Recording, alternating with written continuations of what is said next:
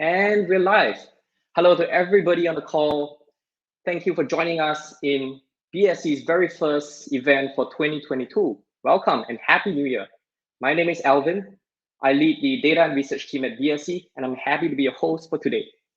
So I know we've got people dialing in from all over the world.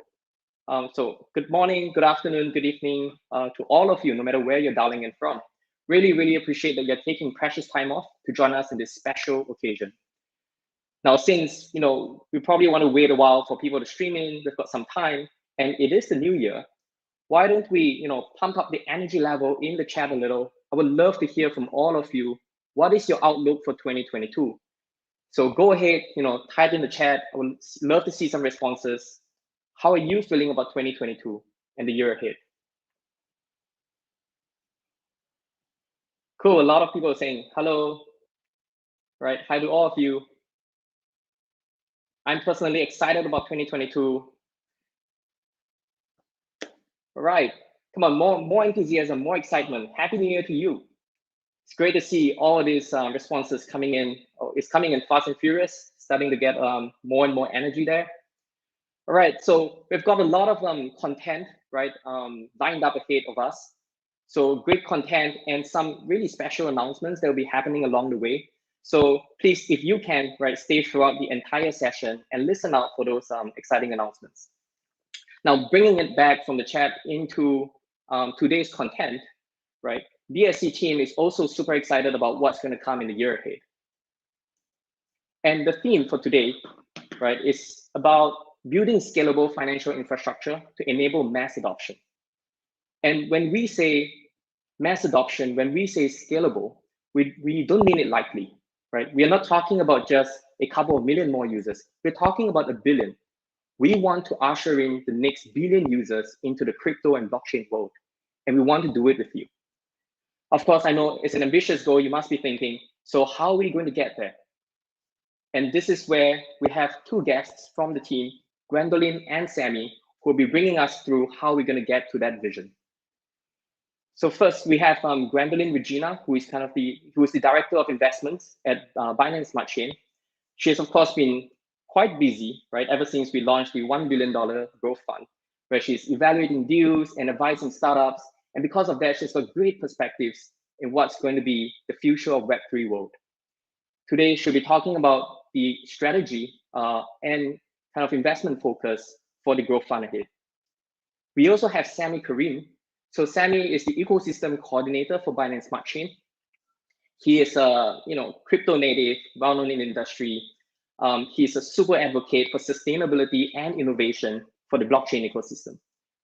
Today, he'll be talking about the past achievements for BSC in the last year, right? Our vision and goals.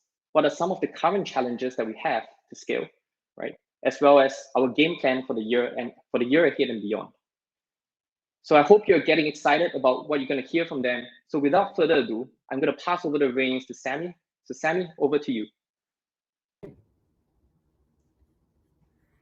Thanks a lot, Alvin. Hey, everyone. Really great to be here. I want to start off by sharing our very best wishes with all of our community members and your families. So best wishes for the new year. We're definitely very excited about what's coming. So I'm going to take this opportunity to recap some of the milestones and some of the achievements that the whole BSC community can be super proud of in terms of what was achieved in 2021, and share some perspective and more information about what to look forward to and what's coming in the year ahead. So I'll start off by covering what are we really trying to do and achieve. So for the Binance Smart Chain team and community, our main goal and focus is really about accelerating and driving crypto adoption. So like Alvin mentioned, we have this ambitious goal of bringing in the first billion users to crypto. I think what we've done so far has been a good start, but definitely we have a very long way to go.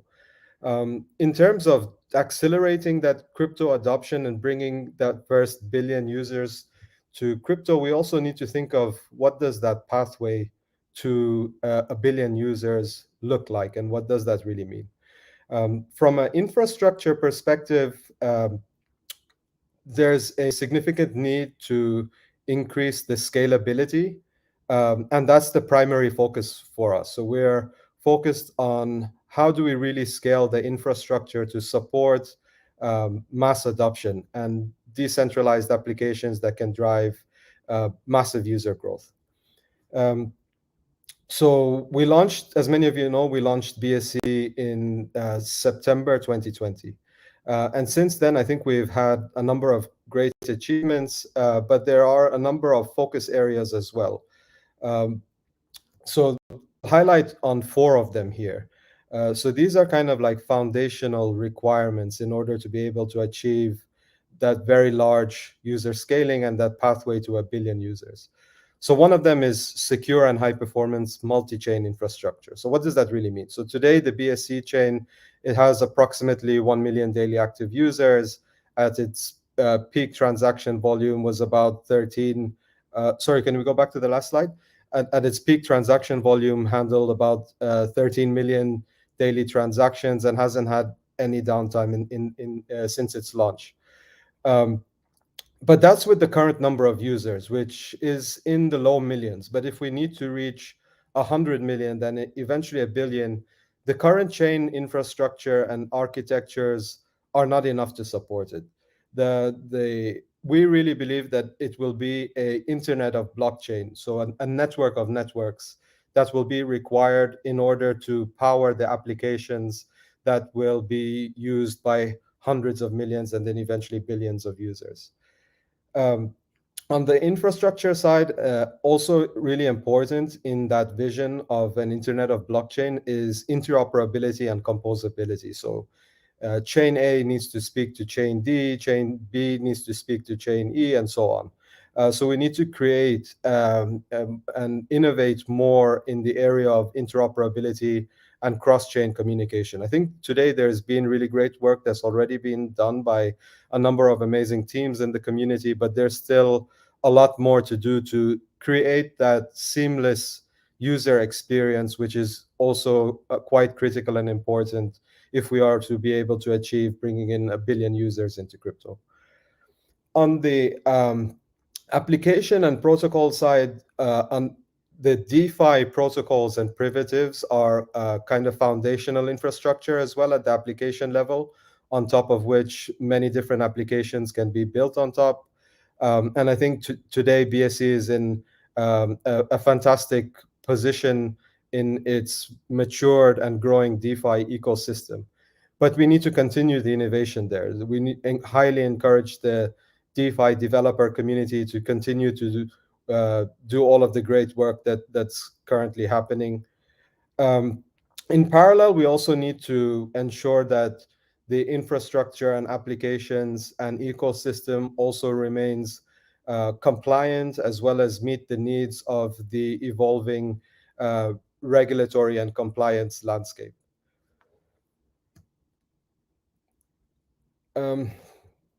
So want to take this opportunity also to recap some of the amazing achievements. I'll tell a little bit of history here as well about how BSC was really born. So BSC, believe it or not, really just started as an experiment. If we go back in time to summer 2020, that was when the DeFi summer was really kicking off. Really started when Compound launched what we know today as liquidity mining with the launch of Comp, and that started this very rapid growth and increase of total value locked in DeFi. But at that time, the majority of DeFi activity was happening on the Ethereum mainnet and was not very inclusive primarily because of high transaction fees and recurring network congestion. So we quickly realized that the Ethereum mainnet chain in the current architecture is not really suitable to support many new users coming in. So it was mainly users with larger net asset values on chain that were able to meaningfully participate in DeFi. So we thought about launching a alternative. So for us, we felt that providing choice for developers and users on the infrastructure was important. Our initial targets were, at the time, we were thinking that reaching 30% of the transaction volume of what was happening on the Ethereum mainnet would be considered quite successful. But obviously, what's been achieved so far shows that the level of underserved demand was really, really huge. And today, the status is that the Pancake Swap router alone handles more transactions than the entire Ethereum mainnet. And the total BSC transaction volume is many, many multiples larger than the transaction volume happening on the Ethereum mainnet. So I think that's a achievement that the whole BSC community can be massively proud of. Some other great data points to reflect on is there's a total of over 2.1 billion transactions have occurred on the BSC mainnet so far. There's over 123 million new wallet addresses created, so demonstrate many millions of users have come into crypto and have had the opportunity to participate in DeFi on BSC that was not previously possible before the launch of the BSC mainnet. Our community continues to grow very rapidly. So today we have over 1.8 million followers on Twitter and over 1,150 projects deployed across a diverse range of use cases and domains, from DeFi to gaming, NFTs, metaverse projects, and many, many more. And through the BSC Accelerator Fund, we've supported and invested in over 40 projects, and we'll be looking to continue to grow that number significantly in the coming months. So just to share a quick comparison about some different data points around the differences between the Ethereum mainnet and BSC. So BSC, as I mentioned, was launched 1st of September 2020. Ethereum was launched 5 years prior. The TVL on Ethereum, for that reason, is also larger today, but BSC continues to grow well and also continues to grow its developer ecosystem, which could be reflected in the number of dApps today, which is reaching 1,200. I think one of the important features to mention here as well is the daily active users. So today, BSC has the largest number of users among any layer 1 chain. And in fact, it is the sum of all of the EVM chains users is larger than the sum of all the other EVM chains, with over 2.2 million users, daily active users currently on BSC. Some of the other features, I think this one is one that's enjoyed a lot by the community, is the transaction fee. So the average gas prices for transactions today is about 30 cents. By comparison, on the Ethereum mainnet's around 17 cents. But as we've seen many times, that it's a little bit unpredictable what the Ethereum transaction fees will be, especially at at periods of network congestion. We've seen transaction fees of $50, $100, and more. The other feature I think users really appreciate is the faster block time. So BSC is producing blocks approximately every 3 seconds, while also being Ethereum compatible. So today, the BSC chain, the developer community can leverage all of the developer tooling that's available in the Ethereum ecosystem. So it makes the developer experience much easier for the BSC developer community. The other important point to mention here is, as many of you will know, transaction fees are denominated in BNB, which is a deflationary token. And with the recent launch of the auto burn mechanism, has changed the way that the BNB burn is being conducted. We've also had a lot of activities and focus on supporting the growth of the developer community. So if we really need to bring in 1 billion users to crypto, that's going to be done by growing the global developer community. I think in this part, in this area, we have done a lot of great efforts, and we appreciate all the support of the community members and their participation, and the developer community in continuing to support these initiatives. We held over 50 AMAs over the last year. We did over 20 events and hackathons, and a number of learn and earn sessions and other educational workshops. We're definitely looking at scaling up these numbers in the coming year in order to help and grow and support the developer ecosystem in BSC. So we've talked a little bit about the achievements so far and some of the history around BSC. Now I want to switch gears a little bit and talk about where are we really going. Um, so I mentioned that the current BSC chain started off initially as an experiment, and then based on the very significant developer and user traction that BSC has achieved, we've really seen this opportunity to accelerate the adoption of crypto in a path towards 1 billion users. But in order to do that, we really need to think about what are the requirements from a infrastructure perspective. So there, BSC is going to move towards a multi-chain future, and that multi-chain future is increasingly becoming a reality today. So I'm going to share some more details about what's coming. Can we go to the next slide, please? So if we look at the opportunities for BSC compared to some of the peers and other infrastructures available for developers today, BSC today is a single chain, similar to Polygon and Solana, whereas Avalanche and ETH 2.0, which is yet to be launched, will have multiple chains, and each of them have different architectures of what their multi-chain really means. The consensus mechanism for the current BSC chain is proof of stake authority. It's a variation of delegated proof of stake, which is highly energy efficient, but also enables the very significantly lower cost transaction fees. One of the other important features to mention about the current BSC chain, which I touched upon, is the EVM compatibility. So today we see the largest developer community in crypto is most familiar with Solidity. Definitely Rust and others are growing well, but I think it's still at fairly early stages today. Areas for where we really need to improve is around the transaction per second. And another area where we need to be able to provide more alternatives is around the average fees.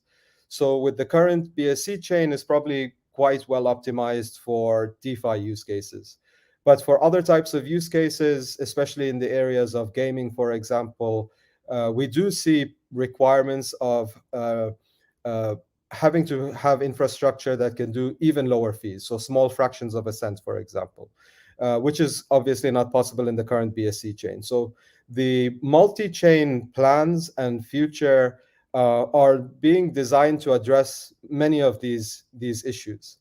And the way that will happen is not through one approach. I think it's going to be enabled through providing multiple choices at an infrastructure level for developers. Can we go to the next slide, please? So when we talk about scalability, I want to explain to you a little bit about the diagram, which shares some direction about how BSC scalability is going to be achieved. So we will launch layer 2 and app chains in the very near future. So the app chains will be specific for certain domains. So the first ones you could expect to see will be for gaming projects. So the app chains will be optimized for much lower transaction fees, much higher scalability, will be able to support much larger TPS in a more controlled fashion. So with the current BSC chain, of course, it's a public permissionless chain. So that means that any developers can deploy contracts, any developers can build projects there. So from that perspective, it's a little bit more challenging to manage the capacity of the current chain. The app subchains aim to solve that problem by being so in a way that they will be used by only specific projects. So the scaling and supporting the managing the scaling for those applications and projects will be much easier um, than doing it on the current BSC mainnet. We'll also see BSC sharded chains launched. Um, the exact architectures and technical designs will vary depending on the use cases and domains of projects deploying projects on those chains. So some of them will be optimized for, as I mentioned, for gaming projects, and then others could be for other domains such as social fi or metafi or NFTs or other domains.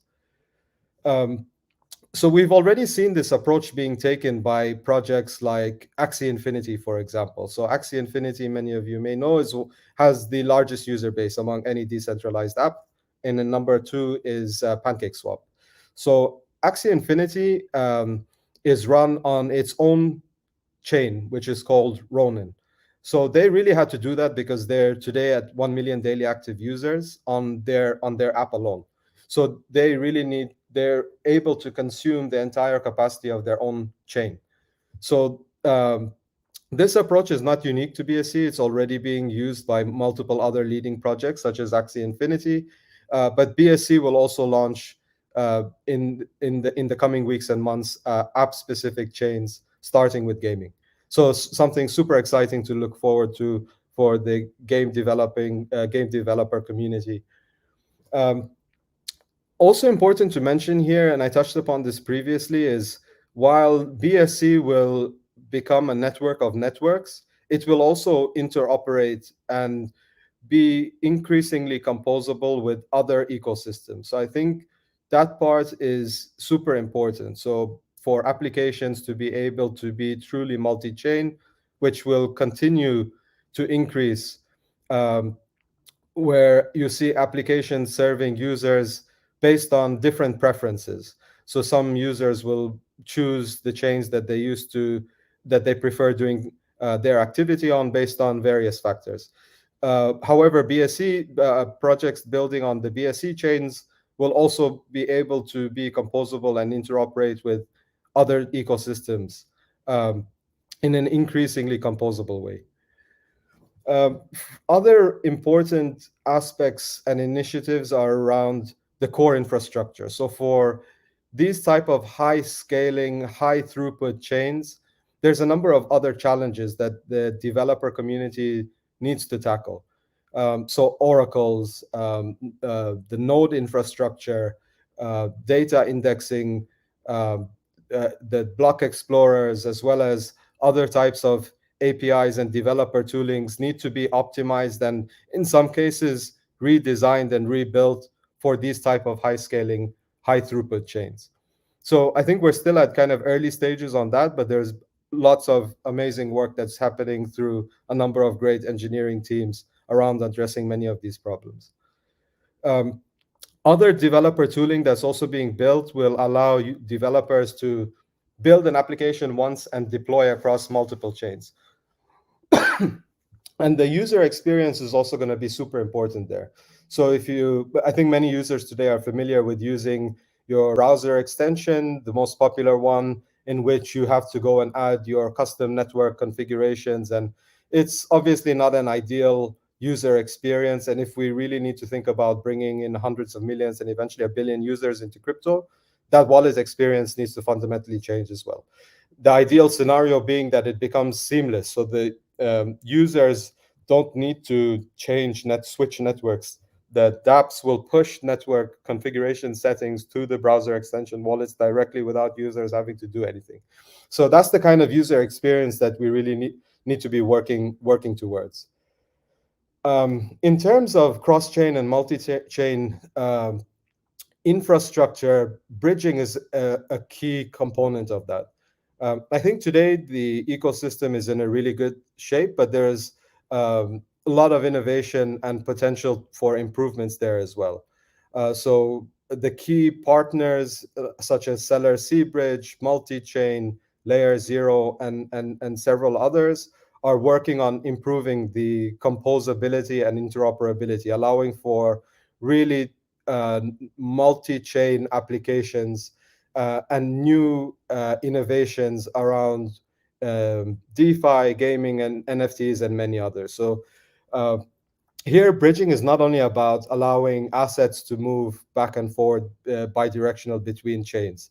It's different types of requirements needed by the developer community and different domains. So in the case of NFTs, for example, we need to be thinking about how NFTs can go to any chain, can go to can be minted on a native chain and then move to any other chain. Users have the flexibility and choice to be able to take those NFTs to their chain of preference, put them on a marketplace, whichever one they want, or have more freedom around those assets, while at the same time being able to use them in their games or whatever they're doing with their NFTs, while persisting state changes that might be happening in the NFTs in the games, for example. Same thing with other types of um, cross-chain messaging applications. So allowing in the case of DeFi applications, for example, um, assets to be collateralized on one chain and loans to be issued on another chain, while still enabling efficient cross-chain liquidations. So that's the kind of direction that we're going in with the development and improvements and innovation happening in the cross-chain and multi-chain um, bridging today. Another key area to think about is we've talked a lot about what are the scaling requirements from a blockchain infrastructure perspective, um, but that's just one part of it. So if we think about take metaverse projects as a great example here. So the developer community and engineers and innovators really need to be thinking about scaling across a number of different areas. The blockchain infrastructure being just one part of that, right? You also need to be thinking about how are you scaling the other network technologies? How are we scaling graphics processing, gaming engines that are really required for those massively multiplayer environments? Uh, Also, the business models as well as token economic models that fundamentally can change a lot of that legacy Web 2.0 models to Web 3. Um, so these are several areas that the developer community needs to be considering, in addition to the thinking around scaling from a blockchain infrastructure perspective, while being mindful about the user experience, developer experience, the required developer tooling, uh, and everything else required to have a holistic user experience. We can go to the next slide, please. Another important area to that we will be launching numerous initiatives. We've already been working a lot on the space, but we're another important area to be considering is in the area of risk control and security. There's numerous challenges here. So one of the main ones is um, how does inheritance work, for example? So today, if in an environment where Web3 allows users to self-custody their keys and all their assets, including data, what happens in the worst case scenario? What's going to happen with those on-chain assets? What happens in these situations? How are inheritance process? There are solutions being developed today, but I think that's still an active area of research development and definitely needs further innovation. Other areas include digital identity. So digital identity is one of the great promises around Web3, but still has a long way to go in terms of improvements and allowing us to realize the full potential of uh, digital identity in a blockchain and crypto context. Smart contract security, as well as other types of initiatives like bug bounties and improving the smart contract auditing capabilities, automation around that, and other types of tooling to improve security is also increasingly important as the total value locked of protocols and DeFi continues to grow. The malicious actors will always be there, but the tooling and skills and capabilities of the security community are equally critical in growing this space. Um, closely tied with that is the chain analytics as well as regulatory compliance to ensure we're really able to reach that 1 billion users. We really need to tackle all of these challenge areas as well. So also want to spend a bit of time covering a little bit more detail around the DeFi ecosystem. So the DeFi primitives will form a foundational layer for most applications to build on top of. So for gaming applications, metaverse, NFTs, whatever it might be, most of those will leverage some aspects of a DeFi ecosystem. But besides that, having a very robust financial infrastructure in the BSC ecosystem is very critical. So there's a number of layers to consider here. So we've talked a lot about the settlement layer. So that's the current BSC mainnet chain and future chains as well that will be launched. On top of that, you have your asset layer. So today we have a very large number and rapidly growing number of assets issued on BSC. And then on top of that, a variety of applications. So you've got your DEXs, lending and borrowing markets, your derivatives markets, payments infrastructure, prediction and insurance markets as well.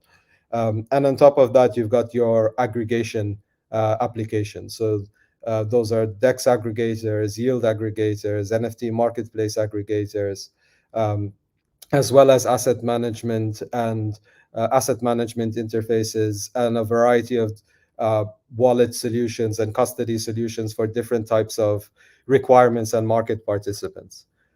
Alongside that, we've got a number of critical infrastructures as well. So oracles, we need a variety of different types of oracles, relayer networks, cross-chain bridging, which we've talked a lot about, and identity infrastructure to enable KYC and other type of permissioned use cases. So that's a little bit about what we're focusing on. So there's a whole number of initiatives happening. At the same time, we have a large number of challenges we still need to overcome in order to really realize that path towards 1 billion users. But this is the vision, right? Like the Web 2.0 world that we're all very familiar with. The main properties there are custody, in which you have to trust your identity to centralized systems. We're all very aware of the limitations that those type of centralized structures have had. But on the other side, the opportunities to be unlocked are around allowing users to take control over their own online self-sovereignty, allowing users to self-custody their own assets, and moving towards that more decentralized ecosystem, which will allow a number of benefits. So one is changing that focus from a company focus to a community and individual focus. So we've seen today large growth in the DAO space with a lot of different DAOs across gaming, across investment DAOs and work and many others, which will fundamentally change a number of key parts of society, industry, businesses, and so on. Another key property of that is around how capital formation is being done. So in the traditional world, it was really around fundraising, but that fundraising being restricted to a very small group of venture capital firms, mostly in the Silicon Valley area. Whereas today with Web3, it allows for really global and more equitable capital formation and participation in that by a much wider audience. So that's what we're working towards. We're definitely count on the continued support of the developer community and look forward towards working on these exciting initiatives with the BSC developer community. So super exciting, lots of great work to be done. a lot of exciting initiatives in progress, and very much looking forward to working on all of these initiatives with the community here. So with that, we're gonna move to my great colleague Gwendolyn to share some more aspects around the BSC fund.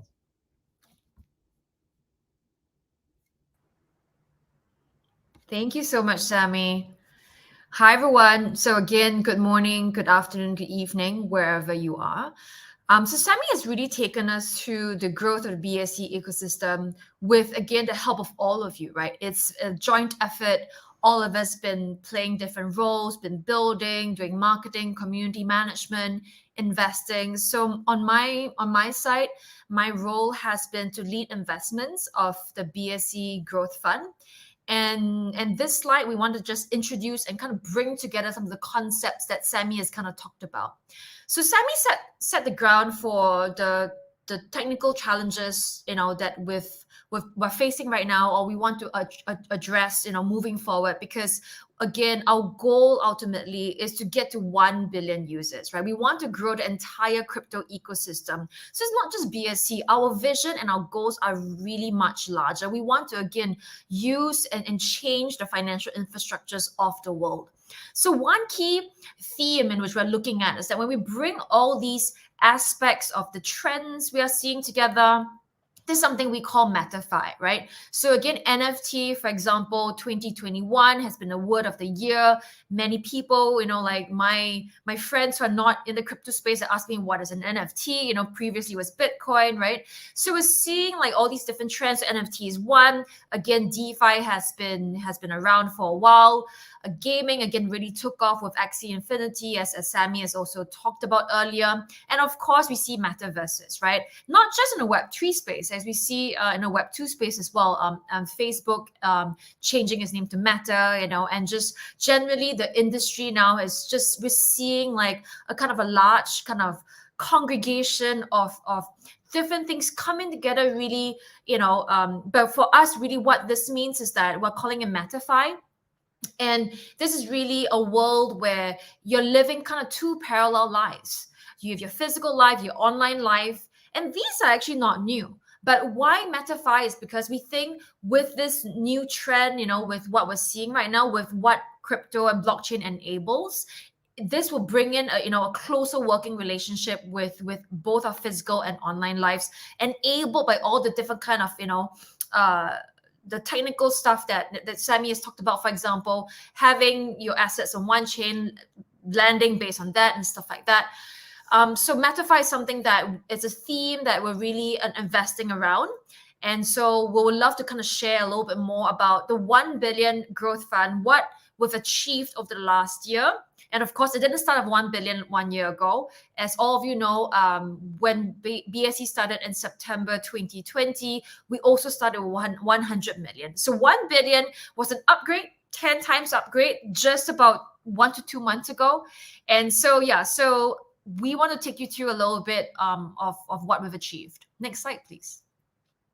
So for those of you who are fairly new to this concept, and hopefully you're not, but a 1 billion growth fund, we separated it into several pillars. So we have 4 main pillars to target different parts of the ecosystem of what's needed, again, to grow crypto. So I'll start from the left-hand side at the top of the funnel, so to speak, talent development. So we have 100 million dedicated to talent development. What does this mean? So this means that we want to work, and we have been talking to higher level institutions, higher education institutions, to work with them to do more R&D. And essentially what we want to do is to seed and educate the next generation of builders, developers, business people, marketeers, whatever have you, right? Because if you really truly believe that this is basically should really bring the future faster to us, we really need more and more talent in this space. So this is really meant for that.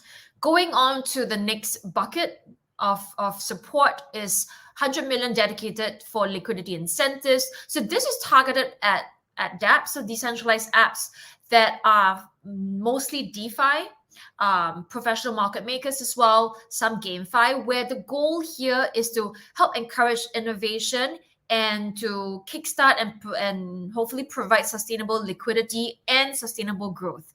How we select projects to issue out these liquidity incentives through gas rebates is really we look at your business plans. We want to see a concrete strategic vision and a concrete go-to-market plan for your project to succeed. So under the liquidity incentive program, since it started about 2 months ago, we've given out to 5, awarded them to 5 projects already.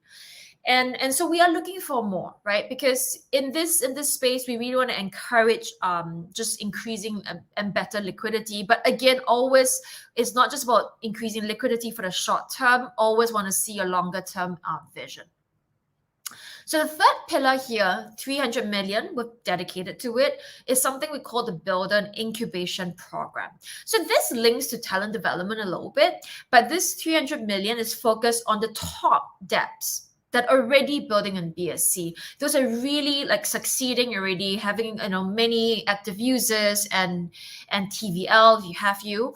And so this Builder and Incubation Program is anchored by the Most Valuable Builder Program that's been running for 3 seasons. So later on, I have a very exciting update for you for MVB. And so for 300 million, essentially, we're using it to support, again, builders, developers, and the top devs. And how we've been doing that is having, a 3-month program for these devs, again, across season 1, season 2, and season 3 of the Most Valuable Builder. And what's important is that over time, we've actually evolved it. So as you've seen through our presentation, through Sammy's presentation as well, is that, we are here to grow together with you, right? And we keep evolving what we can do, what support we can try to provide to kickstart a community and to work with all of you to, again, grow BSC and also grow crypto. So in season 3, for example, we actually launched an incubation program where we brought in mentors and speakers, experts from the community to do fireside chats and one-on-one mentoring.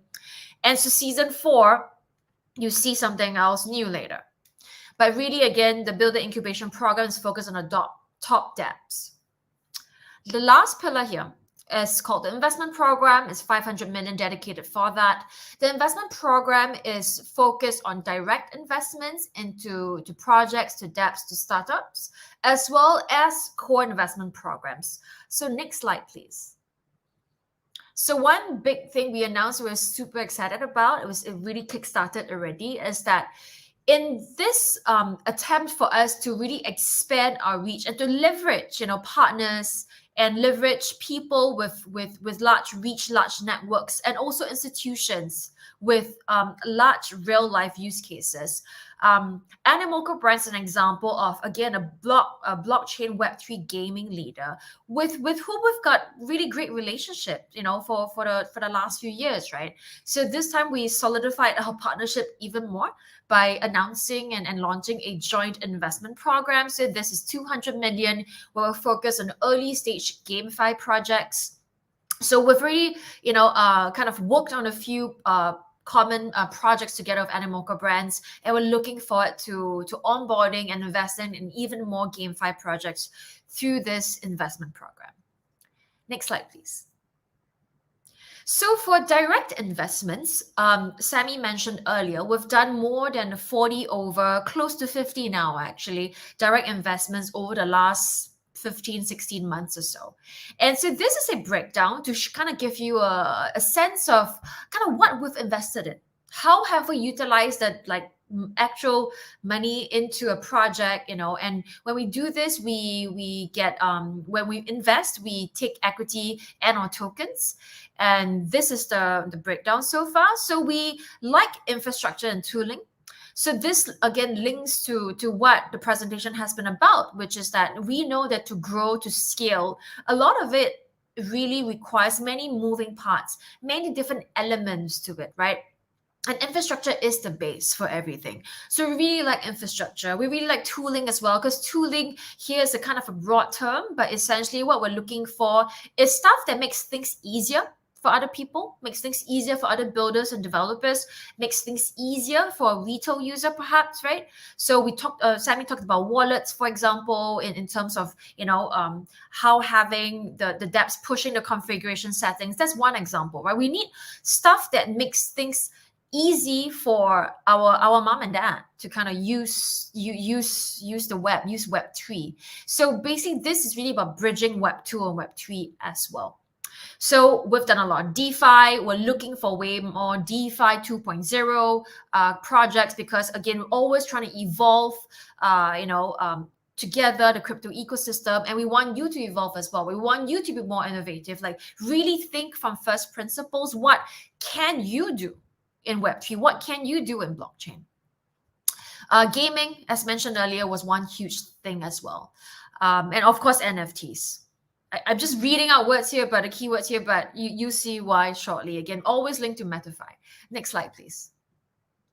So this is quite a comprehensive slide, and I won't go into detail here, but you can see a little more here about how we are thinking about it, right?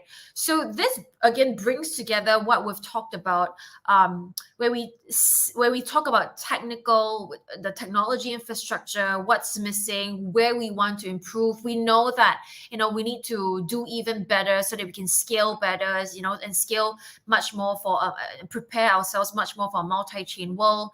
And moving forward into the future, right? So if you go to the left-hand side on the foundational side of things, this is where it's split across the different categories of Metafy, DeFi, Web Dev tools, and Web3 infra. We've put down some subcategories of things that we think are foundational to each of the segments. And again, this is not it's comprehensive enough-ish for this particular slide, but of course it's not comprehensive and not at all indicative of the entire blockchain and crypto industry. But here we've just picked out a few that we think we wanted to highlight in terms of where we think the ecosystem, the BSC ecosystem, is fairly strong in. So those are highlighted in green, right? So for example, recently we've made a few investments in a few gaming guilds. So we've put that as green for now. We think they're doing really well. We want to continue to support them. We've got a block explorers, which is great. Wallets are green here, oracles are green here. Securities, again, super important, right? When a box is green doesn't necessarily mean that if you're coming to us that we will not invest in you. The answer is no, right? We'll put green here just for our own understanding as a broad base, because you can see here there's many more yellows and reds. Okay, so if you look at the yellows and reds, this is where we think that we need way more projects and way more innovative builders like yourself to really come in to build new things, right? So highlighting kind of a few. So Axie Infinity has been mentioned several times here, but we want to see more play to earn games still, right? We want something that's also obviously native on BSC to really kind of take the market. And that's why you've seen gaming also has been a huge focus. Again, BSC, we have many gaming transactions already, and we think that BSC is very suitable for it. And as again, Sammy brought about earlier, we in a technical architecture roadmap, we have a lot more plans to do more things, app chains and side chains and stuff like that. So we really want to kind of support this gaming as a whole as an ecosystem.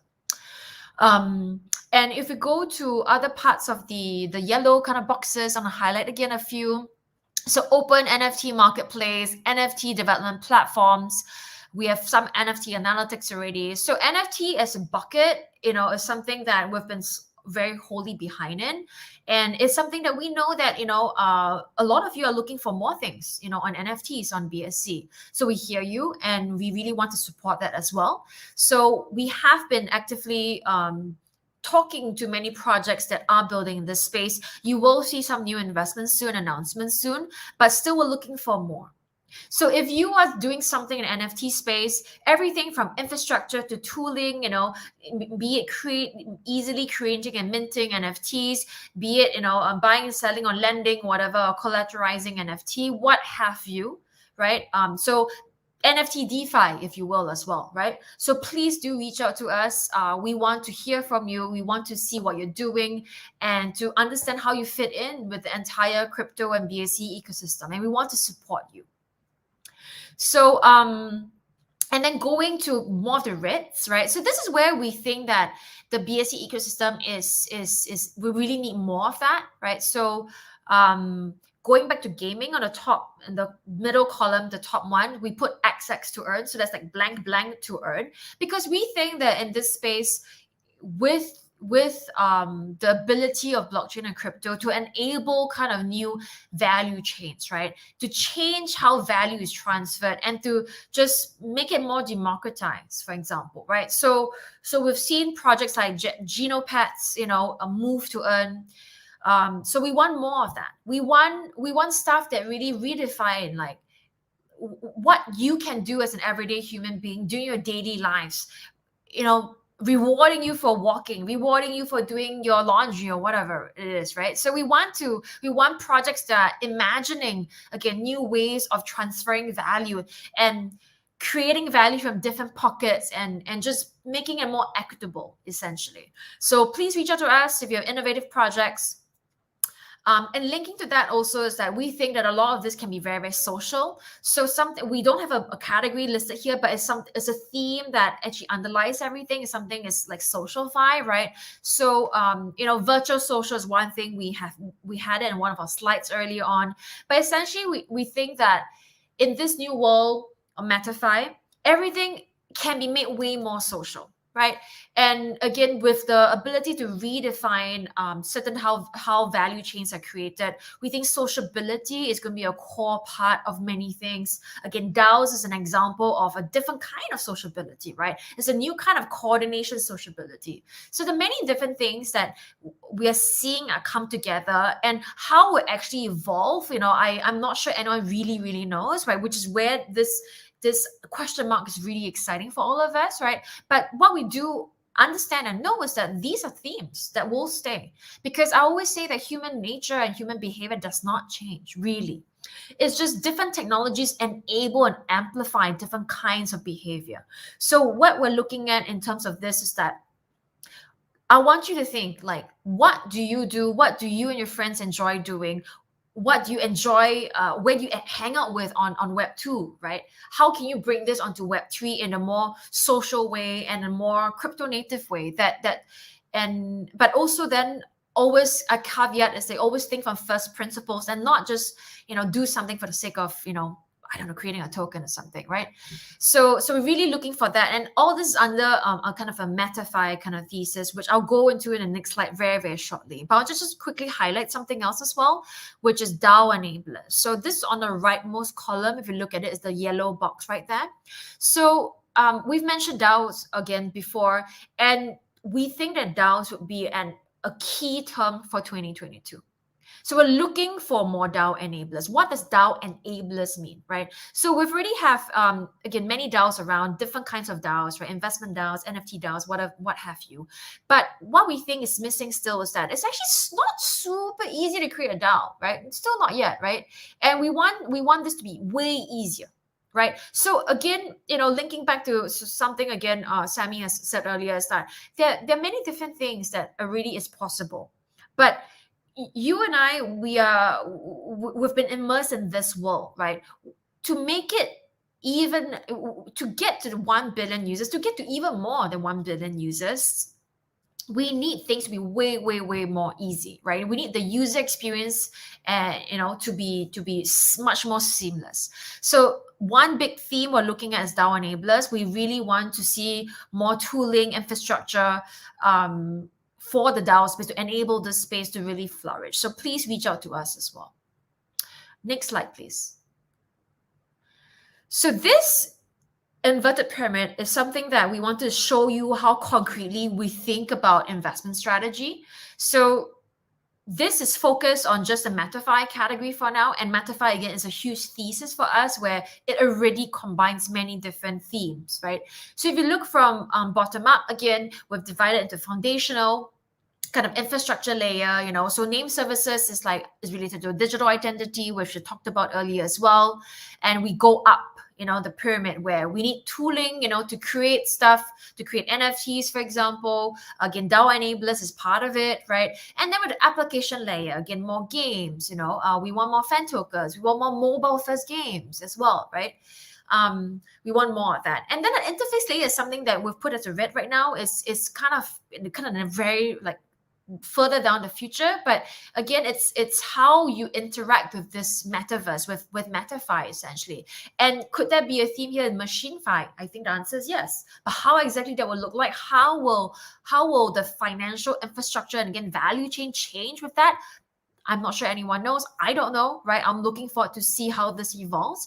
But so that's a slightly later part of what we're looking at. But first, again, we're always looking from the bottom up in this case. So again, if you're doing anything in these spaces here, please reach out to us.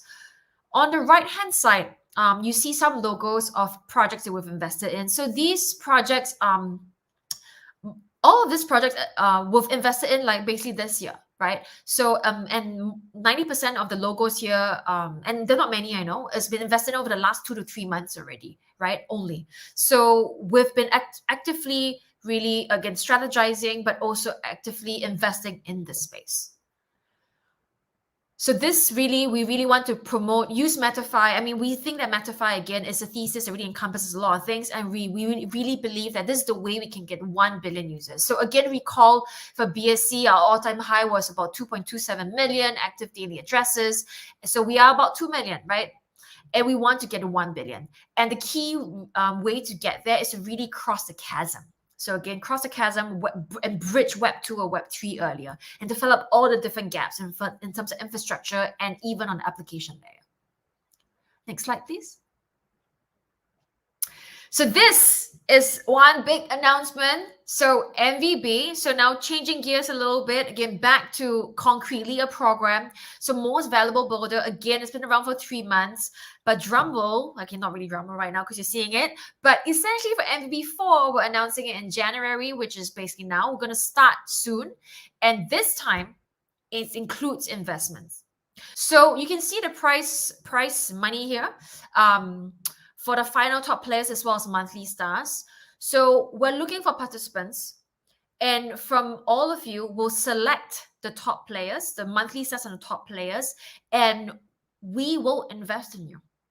So what this means is this: there will be less projects selected as monthly stars, less final top players, but if you're selected, you get way more support from us, because instead of just giving you a small grant, we are giving you basically investing in you. We're much more vested in you. As you can see, the numbers are not small.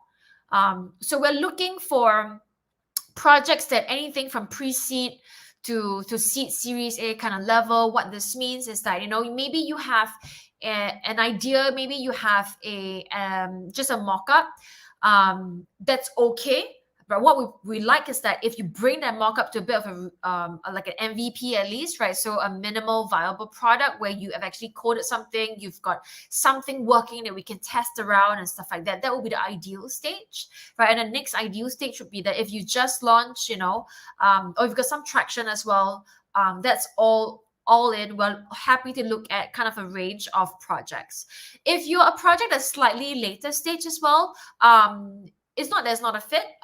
We also look at that. So feel free to apply. So if I want to summarize, basically, if you're at any stage, just apply. Okay. So we are looking for different kind of projects. And in terms of the kind of categories, again, it's the same thing. We're very consistent in what we're focusing on, right? So there are just many things to invest in, and we want to support the whole ecosystem. But in terms of focus, we cannot do everything at once. So we're looking at 3 categories: Web3 infra. Again, we say that because it fills up a lot of gaps. DeFi 2.0, so advanced DeFi. And anything in the MetaFi category, right? So breaking it down as metaverses, gaming, NFT, SocialFi, right? We're looking for all of you. So MVB is super exciting this time because investments, right? So this is now going to be a completely under an investment category, and we really aim to be the world's top Web3 accelerator. And I think this is the last slide from my side, right? So to summarize, MetaFi is really about smarter DeFi for the Web3 universe.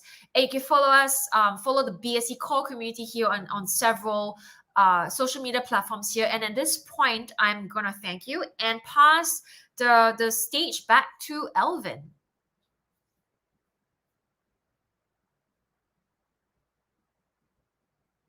Just want to make sure you can hear me. Yes, we can hear you now. Cool. There's a short All lag. right, cool. Well, thank you, Gwen, and thank you, Sammy, for what has been a wonderful the past hour of content. It was really meaty content and a lot of exciting announcements I've heard, right, with subchains, shard chains, and also with MVB4 going into investments as well. That's great. Well, we have covered a lot of content today, so we do want to, have some time for questions. So everyone on the call, if you have any questions, put them in the chat. We have a moderator that's helping to collect them. We have been collecting questions from this chat and various channels as well. So I'm going to start off, right? And maybe this one is from me, and we have covered a lot of content today. So we'd just love to hear from you, both Gwen and Sammy. Maybe Gwen first. Like, what is the one thing that really most excites you in the new year? Wow, in the new year? Oh, wait, Yep. Can I answer personal as well as BSC? Well, go on if you want. Yeah, no, I think personally it's interesting because I always like the kind of a new year in terms of like everyone kind of taking like a break together to a certain extent, and be it a weekend or be it a week or whatever it is, and kind of recharging and getting back together. So it's really exciting kind of seeing the holiday photos of the different team members and where you've been and stuff like that, which I think always like it really brings a nice community feel, right? Because I think all of us here in the crypto community, we feel very connected together. So the way a friend put it was that in this Web3 world, it's like we're strangers, but strangely we trust each other more, especially when we look at DAOs, right? So I just like this theme in general of like trust across video calls. So from the BSC side of things, I think I'm really excited. And for MVB is one that's super exciting because now the investment mandate has really grown. So from the BSC investment side, where we really look at is that how are we using the funds to really grow and supercharge the community, right, and the crypto ecosystem, right? So personally, when I look at this, I really love technology. I've always been in technology. And I always love paradigm shifts. And I think we're really at the core of it, right?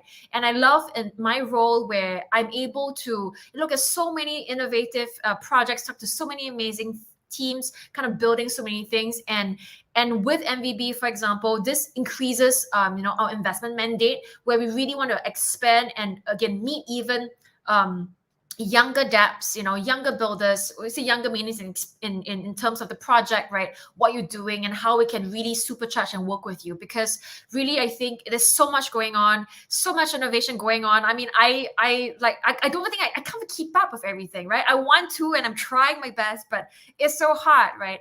And so that's why focus is important. And I'm just really excited to meet more of the teams. It's great to hear. And what about Sammy? Sammy's not online. Where's Sammy's video? Yeah. He's in the background. He's here. He's coming. He's hiding somewhere. He's hiding somewhere. Hey, I'm back. Here you are. So what excites you for the year? I think last year was super exciting year, but I think I'm even more excited this year with the massive growth that's happened in the last 1 year, large number of new users, huge growth in the developer community, a lot of innovations happening, both at the infrastructure layer as well as at the application layer, the massive growth in the gaming ecosystem. So I'm a big fan of gaming. I'm a gamer myself as well. So super excited about what's happening there. I think a lot of great success stories in the last year, Axie Infinity and many others. But I think we're really just getting started as well. So I think being at this early stage and having the kind of community that BSC ecosystem has today, that's the excitement. So I'm really looking forward to seeing what we're going to be able to achieve in this year together as a community. Cool. I'm sure everyone is excited, and I do play some games as well. I'm gonna ask you later what games you play. Maybe we could, maybe we're playing the same games together. Sure. All right. There is a few questions regarding competition, if you call it that way, right? So when BSC first started, right, it was like a clear winner in many sense, where it's lower transaction costs, much faster compared to what we had then. But since then, there's been a lot more L1s, right? They've come up with also low cost and fast transactions. So I guess the question is, how do you think BSC is going to kind of maintain the lead? And continue to thrive in this kind of competitive landscape? Yeah, I can go first here. So I think I mentioned at the beginning here that if we go back to summer 2020, all of DeFi was really happening on Ethereum. I think BSC was really the first to provide a alternative and meaningful DeFi ecosystem outside of what was happening there, that really provided access for the first time for many, many new users to be able to come and do their first trades, participate in lending markets, and access all the other DeFi protocols in the BSC ecosystem. I think the emergence of other EVM chains is great. It's going to help accelerate and push forward our goal of driving crypto adoption. I think one of the main things there is also more innovation in this space. It's leveraging the great work that's being done in a number of other ecosystems, the great engineering talent that exists globally that's working on driving improvements on many different problem and challenge areas. But I think also at the same time, the current capacity of the networks is still not enough. We need more. We need more networks. We need more innovation. We need more improvements. We need more scaling technologies. We need more application-specific chains. We need chains with different architectures. And ultimately, developers and users will decide what's the most useful. And I think there's no single right answer, right? There's going to be certain architectures that are well suited for DeFi use cases, different architectures which are better suited towards social fi use cases. But whatever those are, doesn't really matter as much as providing that choice for developers and users in order to be able to develop those applications that are going to bring tens of millions, hundreds of millions, and then eventually billions of new users into crypto. Cool. Very cool answer. Yep, you're right. I don't think it's about one winner takes all. I think it's going to be about what the user really needs and building out those specific use cases, right? Making sure that we can bring the next billion and the next billion users in. That's a great answer. Now, there have been a few questions again on protection and security on the chain itself, right? From a user perspective, how are we thinking about kind of protecting the users and making sure that when they participate in projects, they can do it with ease of mind? Yeah, sure. I think this is it's a good question. It's a fair question because I think it's BSC DeFi ecosystem grew to such a large user base, such a large TVL that it unfortunately did become the target of malicious actors, both developers as well as other types of exploits that have happened. And that's because BSC became, and that's due to the success of BSC. But that is the environment that in DeFi, especially, that's not going to particularly change. So we've been doing a lot of initiatives around developer education, around creating that developer culture and thinking about security from a different perspective. So that needs to be a continuous process. It's not about one-time audits or having audits done by multiple security firms. It's about thinking about that in a continuous way and looking at other types of initiatives as well, like bug bounties, looking at technology types of solutions as well. So there's a lot of interesting innovations happening in the technologies around improving security for the DeFi protocols and for other domains as well. But I think ultimately one of the key aspects here still is around education. So that's both for developers as well as for end users. So users need to understand how to evaluate risk, how to evaluate new projects, managing risk effectively, And the same scenario for developers as well. So the current BSC chain, obviously, it's a public permissionless chain. There is no way for anybody to really stop developers, even malicious developers, deploying projects there. So the answer is really going to be around education for both the developer community as well as for end users. Cool. Yep, education has to come first. It's a lot about prevention, right? And making sure, so the community out there who's listening to this, like, we call upon all of you to make sure that you spread the word about how to involve yourself, right? Or participate in different projects safely. Feel free to get the questions into the chat. I'm also getting questions from different channels as well. So this one, I think, Gwen, is for you. It's a simple question, but quite a big one. How important is 1 billion fund to the crypto space? So I guess not just to BSC, but to the whole industry in general.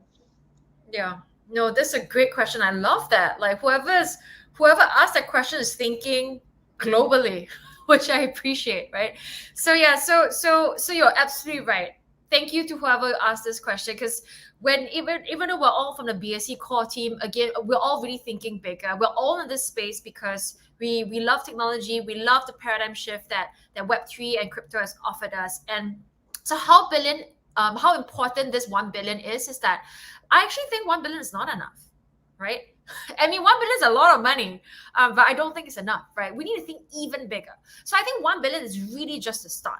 We're kicking off a lot of things. Sure, BSC, we've been around for the last 15, 16 months or so, but our journey is way longer.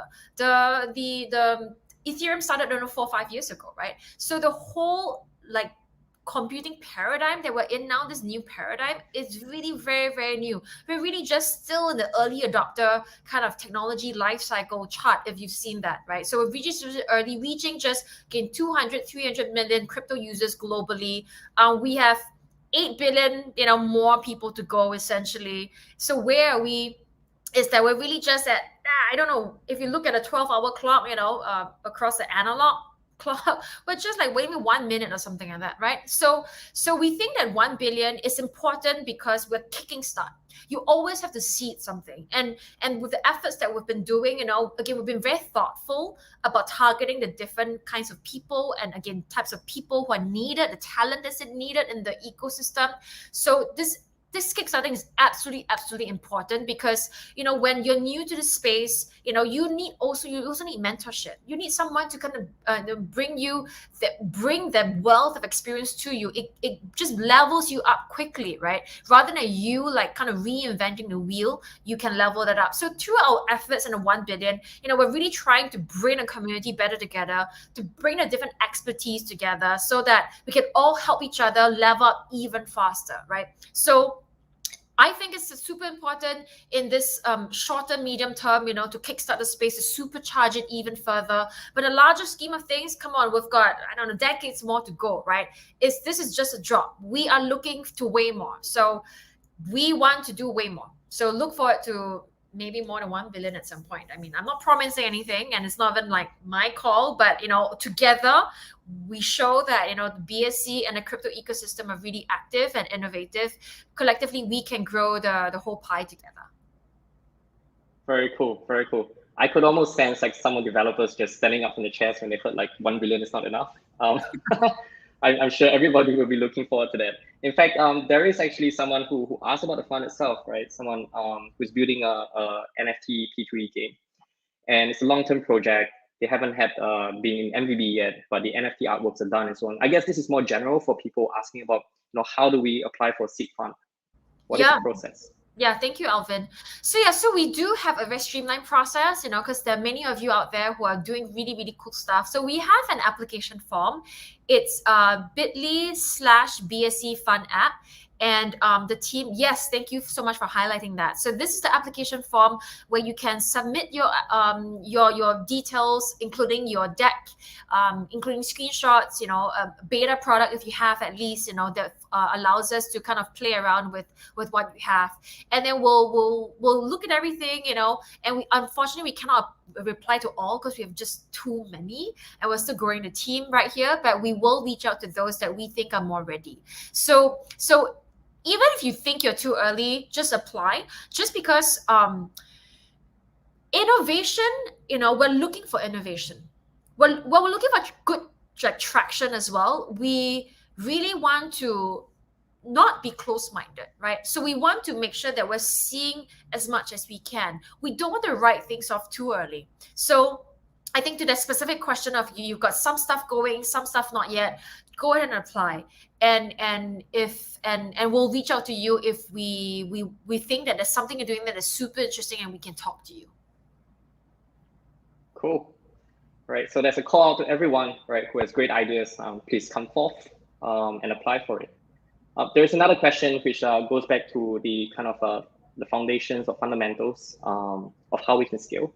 So maybe this is for you, Sammy. Like regarding the scaling solutions, do you think L2 or sidechains are suitable for heavy applications like P2E gaming? I think for gaming, it's definitely it's going to be required. So as we've seen with a lot of games that are using public permissionless chains, there's a number of challenges for those. So those become, especially when those games start to achieve significant user growth.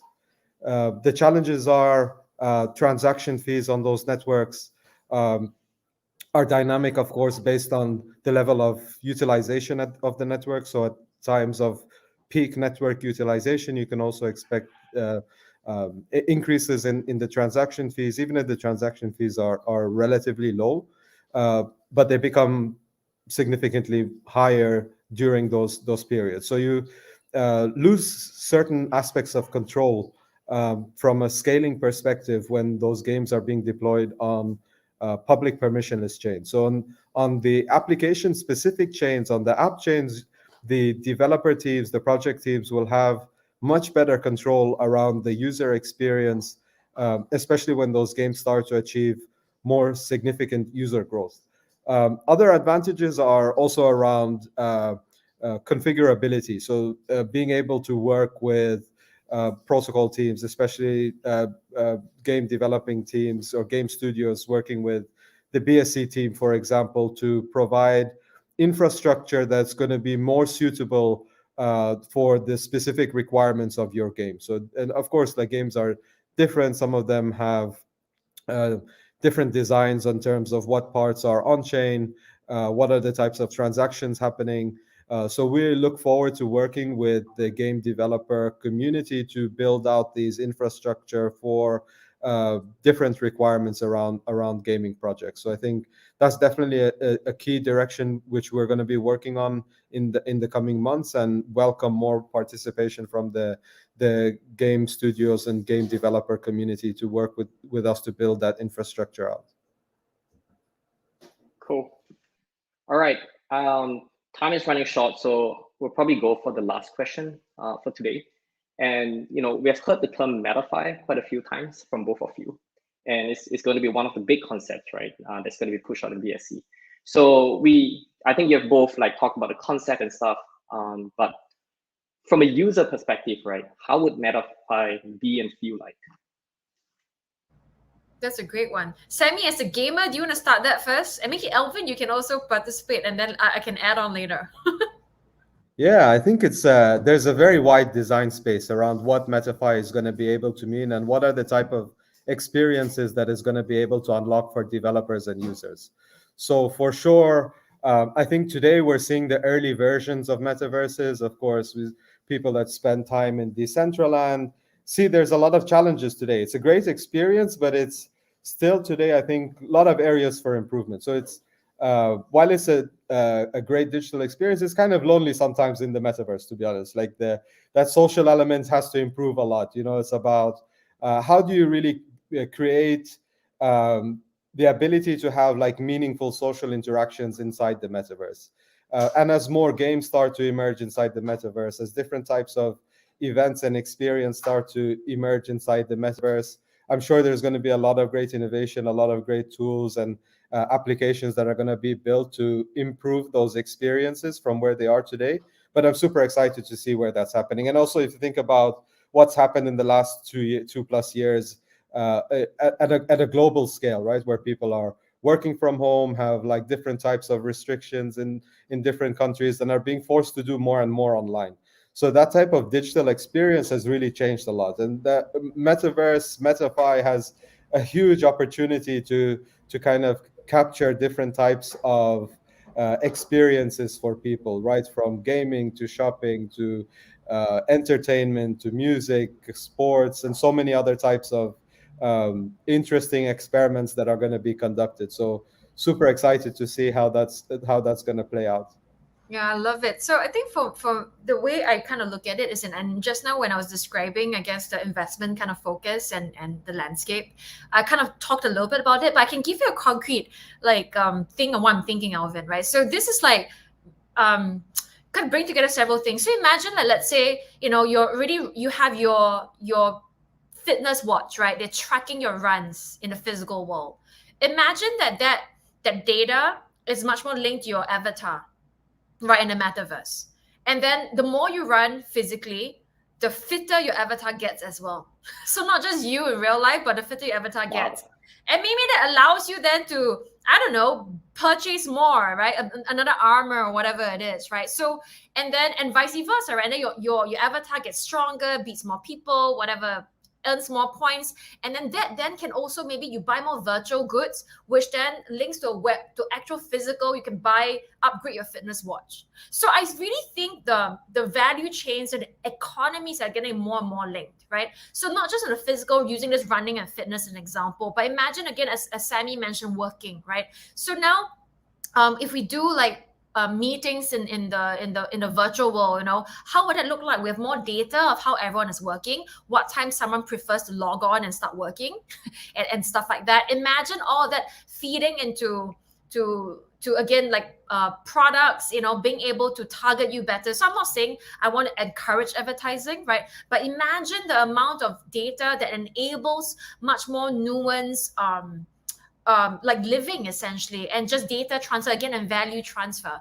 So I imagine this MetaFi as really enabling us to combine our physical and online lives even more, again, way more closer than what we have right now. I mean, now you're paying for something for your NFT to be upgraded, or in the past your gaming, change your hat, right? But now it's going to be even more. Cool, very cool answers. And I hope like that would be the incentive for me to actually run more and make sure that my avatar, gets stronger. All of us, yeah. And I think for me, like just to add on, like I hope this concept of MetaFi would not just stay like in games or the kind of metaverses that we know, right? But it would also kind of transcend to the other kind of use cases, whether it's for logistics, whether it's for studying, education, different use cases, like can all use this MetaFi concept. Actually, Elvin, sorry, that's a great point, because I don't want for us to end off on a note that we're all encouraging gaming, right? I mean, gaming has its own benefits. There's a lot of strategy involved as well, and it's fun, and you should, be brainless sometimes and just relax, right? But yeah, I think what you said amazing, like Elvin, is really about enabling life, I think, right? For us to improve in many different ways. So I think I'm gonna link back a little bit to the investment side of things, where I mentioned earlier, blank to earn. So again, study to earn. That would be interesting, right? And study doesn't necessarily mean like for school, right? But education, essentially. So that would be super exciting.